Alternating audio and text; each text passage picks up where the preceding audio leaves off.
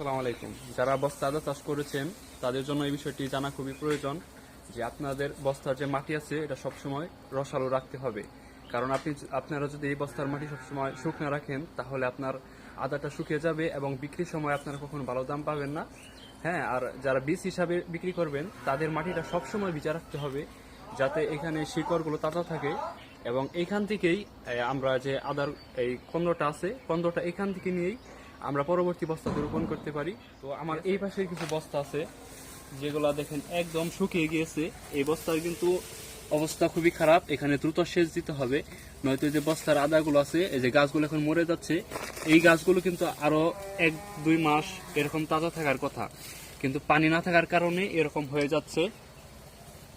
তো আপনারা যারা বস্তা আদা চাষ করবেন, যারা নতুন উদ্যোক্তা আছেন, যারা ন্যাচারাল ভিলেজ এগুলোর সাথে থাকেন, আমরা আপনাদের সাথে নিয়ে আসবো বস্তা আদা চাষের সকল পরামর্শ।